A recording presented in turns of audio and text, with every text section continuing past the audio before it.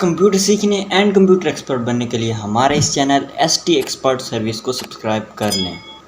So friends, आज की इस वीडियो में हम बात करने वाले हैं जनरेशन्स ऑफ कंप्यूटर की 5 जनरेशन्स हैं, 1 2 3 4 एंड 5। इन 5 जनरेशन्स को आज हम डिटेल में इनके बेनिफिट्स को यूज़ करेंगे। इन डिटेल में जो मैंने बेनिफिट्स की लिस्ट जो बनाई है, इनको आप एग्ज़ाम्स में, बोर्ड में, किसी भी पेपर में, किसी भी हॉल में आप इंटरव्यू क्वेश्चंस में इनको इजीली बता सकते हैं और ये बिल्कुल आसान तरीके से बताई गई हैं। उससे पहले दोस्तों, आप इस वीडियो पर आए इसके लिए आपका बहुत बहुत शुक्रिया। वीडियो पर आ गए तो यार एक कमेंट सेक्शन में कमेंट ज़रूर कर दो, इससे यार मोटिवेशन बनी रहती है और नई अच्छी अच्छी वीडियोस आपके लिए बनाने के लिए दिल करता है। और साथ ही मैं कंप्यूटर पर A to Z प्लेलिस्ट तैयार कर रहा हूँ। उस प्लेलिस्ट में most important, most favourite and most basics to advance videos मौजूद हैं। उस प्लेलिस्ट को एक्सेस करना मत भूलिएगा। तो चलिए वीडियो को स्टार्ट करते हैं बिना टाइम वेस्ट किए। सो फ्रेंड्स, जैसे मैं बता चुका हूँ कि आज हम जनरेशन्स ऑफ कंप्यूटर के बारे में बात करने वाले हैं। 5 जनरेशन हमारे पास आया पड़े दोस्तों।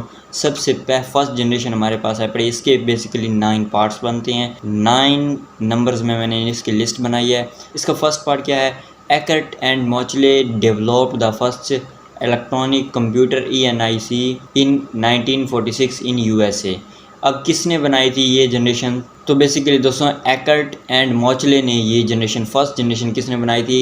Eckert and Mochile ने फर्स्ट जनरेशन डेवलप की थी और ये इलेक्ट्रॉनिक थी और इसकी फुल फॉर्म ENIC। दोस्तों, फुल फॉर्म्स पर एक डेडिकेटेड वीडियो एक पहले ही बन चुकी है, वो आपको डिस्क्रिप्शन में या आई बटन में उसका लिंक मिल जाएगा, जिसमें ENIC से लेकर ये सब इन तमाम की आपको फुल फॉर्म्स मिल जाएंगी। मोस्ट इम्पोर्टेंट है और अब आपके लिए बहुत फ़ायदेमंद हो सकती है, तो उस वीडियो को देखना भी मत भूलिएगा। तो अब बात करते हैं, vacuum tube was the core element in the first generation. First generation में कोर एलिमेंट कौन सा था? वैक्यूम ट्यूब था। वैक्यूम ट्यूब फर्स्ट जनरेशन में कोर एलिमेंट था।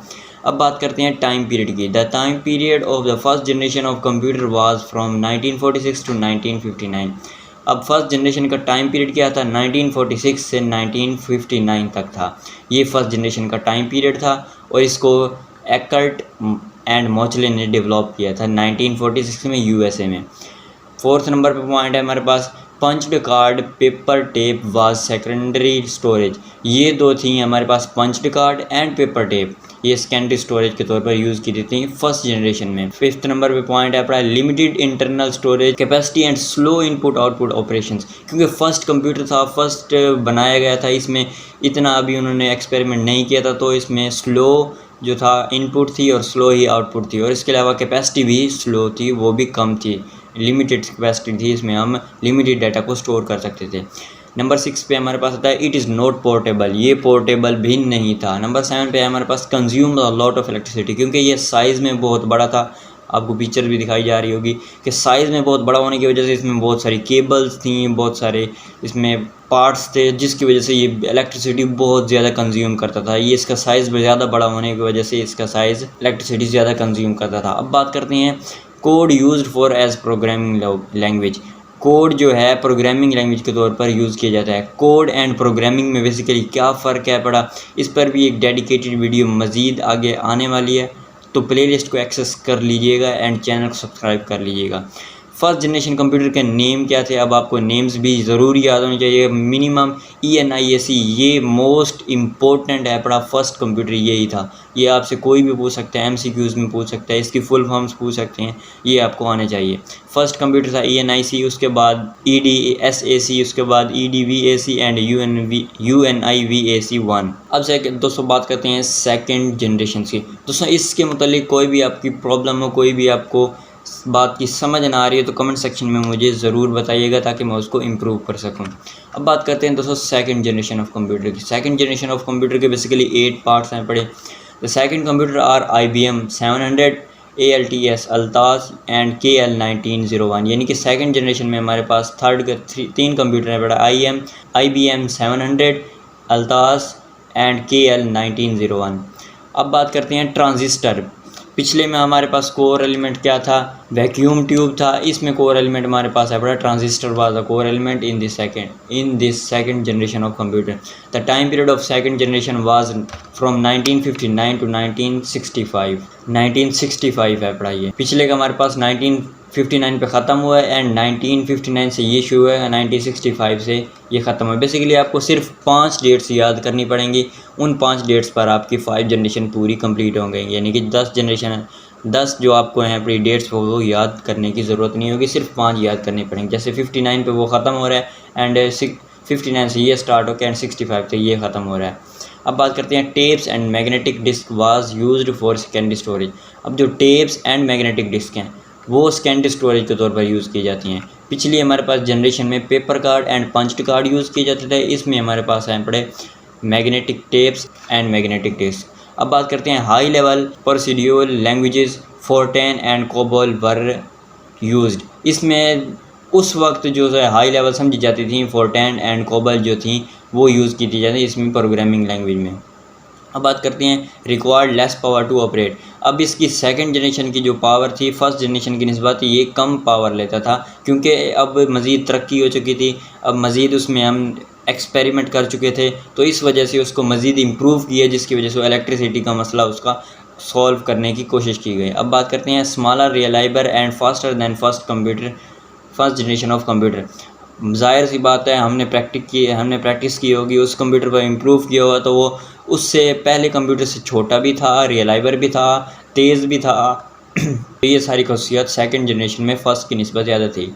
अब बात करते हैं magnetic core was used for primary storage. Magnetic core को अब प्राइमरी स्टोरेज के तौर पर यूज़ किया है। पीछे हमने फर्स्ट जनरेशन में देखा कि ये सेकेंडरी स्टोरेज के तौर पर यूज़ किए जाते थे। ये punch card and paper type ये सेकेंडरी स्टोरेज के तौर पर यूज़ किए जाते हैं। अब आप देख सकते हैं कि magnetic core was used for primary storage. अब ये मैग्नेटिक कोर MCQs में पूछ सकता है कि मैग्नेटिक कोर किसके लिए यूज़ किया जाता था, प्राइमरी स्टोरेज के लिए या सेकेंडरी स्टोरेज के लिए, तो इसको आप थोड़ा नोट डाउन कर लीजिएगा। अब बात करते हैं थर्ड जनरेशन ऑफ कंप्यूटर की। The third generation of computer on IBM 360। IBM पीछे भी हुआ था, ये IBM 360 था, यानी कि उसका नया मॉडल था। NCR 395 and TDC 316 developed by Jack Kilby. अब थर्ड जनरेशन किसने तैयार की थी, ये किसने डेवलप की थी, जॉक कैल्बे ने डेवलप की थी। अब बात करते हैं सेकंड पार्ट की, इंटीग्रेटेड सर्किट। अब ICS इंटीग्रेटेड सर्किट डेवलप हो गया था थर्ड जनरेशन में। तो ये छोटे छोटे MCQs हैं, इसमें बीच में बनते हैं, आप इनको ज़रूर याद कर लीजिएगा। जैसे ये इंटीग्रेटेड सर्किट कब डेवलप हुआ, first generation, second generation, third generation की डेट्स कौन कौन सी थी, इनके कंप्यूटर्स के नेम कौन कौन से थे। ये 4-5 MCQs जो हर में से बनते हैं, ये मोस्ट इंपॉर्टेंट है। अब बात करें the time period of the third generation was 1965 to 1971। अब देख सकते हैं 1965 से ये ख़त्म हुआ, 1965 से ये शुरू हो गया। तो बेसिकली पिछला जब ख़त्म हो रहा है उसी डेट से अगला स्टार्ट हो रहा है। तो बेसिकली मैंने जैसे आपको बताया कि सिर्फ आपको 5 डेट्स याद करनी पड़ेंगी। अब बात करते हैं magnetic was used for secondary storage. अब इसमें देख रहे हैं सेकेंडरी स्टोरेज के लिए कौन सा यूज़ किया जाता है, मैग्नेट के लिए इसको सेकेंडरी स्टोरेज के लिए यूज़ किया जाता है। पीछे आप देख रहे हैं तो यहाँ प्राइमरी स्टोरेज था, यहाँ भी सेकेंडरी स्टोरेज था हमारे पास, तो ये आप थोड़ा जहन में ज़रूर रखिएगा। Smaller than secondary storage second generation. अब थर्ड जनरेशन मज़ीद इम्प्रूव हो गया। फर्स्ट में हमने कुछ इम्प्रूव नहीं किया, फर्स्ट में तो हमने सिर्फ उसको ईजाद किया ना, सेकंड में उसको इम्प्रूव किया, थर्ड में मज़ीद उसको इम्प्रूव किया। मज़ीद जो चीज़ें थी उनको, जो मुश्किलात थी, जो पावर कंज्यूमिंग का मसला था, जो इनपुट आउटपुट की स्पीड का मसला था, प्रोसेसिंग का मसला था, मज़ीद उसको सॉल्व करने की कोशिश की गई। अब high level programming language supported pascal and PLI and Algol ETC। ये सब हाई लेवल लैंग्वेजेस इसमें सपोर्ट करती थी। ये आपके MCQs बन सकते हैं कि पास्कल एंड PLI और अल्गोल वगैरह कौन सी जनरेशन में सपोर्ट करती थी, तो ये थर्ड जनरेशन में थी। अब बात करते हैं फोर्थ जनरेशन की। The fourth generation of computer DEC 10 star 100 and ETC। Fourth generation computer के नाम क्या थे, DC 10 star 100। Large scale integrated circuit LSICS। अब लार्ज स्केल इंटीग्रेटेड सर्किट है बड़े, बेसिकली ये was the core element and VLCSI। ये 2 कोर एलिमेंट थे दोस्तों बेसिकली फोर्थ जनरेशन के। अब बात करते हैं the time period of fourth generation of computer was from 1971 to 1985। 1985 तक था इसका, ये 1975 से ख़त्म हो गया एंड 1985 से तक ये ख़त्म हो गया। 1971 वही पीछे जब ख़त्म हो रहा है आगे वो स्टार्ट हो रहा है, ये 4 आगे ऐसे लग गया है, ये बेसिकली इधर वाला इधर आ गया। अब बात करते हैं semiconductor was used for primary storage. Semiconductor किस लिए यूज़ किया जाता है? प्राइमरी स्टोरेज के लिए यूज़ किया जाता है। डेवलपमेंट ऑफ माइक्रो कंप्यूटर और पीसी, इसी 4th जनरेशन में पीसी और माइक्रो कंप्यूटर, ये एक मोस्ट इंपॉर्टेंट एमसीक्यू हमारे पास खड़ा है कि पीसी में और माइक्रो कंप्यूटर जो है वो कौन सी जनरेशन में डेवलप हुए थे। ये बोल रहे हैं तो अब कौन सी जनरेशन चल रही है? तो बेसिकली अब 4th जनरेशन ही चल रही है जिसमें माइक्रो और पीसी वगैरह हमारे पास ईजाद हो चुके हैं। अब बात करते हैं इन this generation micro processor were used. इस जनरेशन में क्या था? माइक्रो प्रोसेसर को यूज़ किया जाता था। High level languages like C and C++ are used in this generation. C and C++ languages को यूज़ किया जाता था 4th जनरेशन में। अब बात करते हैं फ्यूचर जनरेशन जो कि 5th जनरेशन है। The 5th generation are desktop and laptop, जो हम यूज़ कर रहे हैं बेसिकली डेस्कटॉप एंड लैपटॉप अब जो जदीद आ रहे हैं बेसिकली वो उनको भी बता रहा है। अब बात करते हैं ultra large scale ULSI ultra large scale is the core element of the 5th generation. 5th generation का कोर एलिमेंट क्या था? Ultra large scale integrated. अब बात करें the time period of 5th generation is 1985 till and. 1985 से ये start हुआ है क्योंकि 1985 से पिछली 4th जनरेशन ख़त्म हो रही है। अब ये 5th जनरेशन जब तक नहीं आती तब तक इसकी को ही हम चलते रहेंगे। जब 5th जनरेशन आ जाएगी तो बेसिकली इसको एंड हो जाएगा। अब बात करते हैं RAM and ROM use for primary storage. RAM and ROM को प्राइमरी स्टोरेज के तौर पर यूज़ किया जाता है, जबकि hard disk drive and solid state drive is used for secondary storage. ये जैसे कि रैम, रोम, HDD, SSD, ULSI, बेसिकली इनकी सब की फुल फॉर्म्स आपको मज़ीद वीडियोस में मिलने वाली हैं। मैंने इन पर कंप्लीट डेडिकेटेड वीडियोस बना रखी हैं, जस्ट अपलोड करनी है। तो चैनल को सब्सक्राइब करना मत भूलिएगा। आई होप दैट आपको वीडियो अच्छी लगी यार, कुछ नया सीखने को मिला है, कुछ जानने के मिला है, तो वीडियो को लाइक ज़रूर कीजिएगा। और आपको अगर लगता है कि ये वीडियो इन्फॉर्मेटिव हो सकती है आपकी क्लास फेलोज़ के लिए या आपके दोस्तों के लिए जिनको मज़ीद कंप्यूटर में इंटरेस्ट है, या आपको लगता है कि आपके दोस्तों को भी इसके बारे में मालूम होना चाहिए, तो बेसिकली अपनी इस वीडियो को ज़रूर अपने दोस्तों के साथ शेयर कीजिएगा। And A to Z computer basics पर उसमें मज़ीद कोर्स आपको करने की ज़रूरत नहीं होगी। तमाम बेसिक्स टू एडवांस आपको उसी प्लेलिस्ट में मिल जाएंगे, तो उसको एक्सेस कर लीजिएगा। एंड चैनल को सब्सक्राइब करना मत भूलिएगा। मिलते हैं किसी नेक्स्ट वीडियो में। Till then keep learning and keep explore.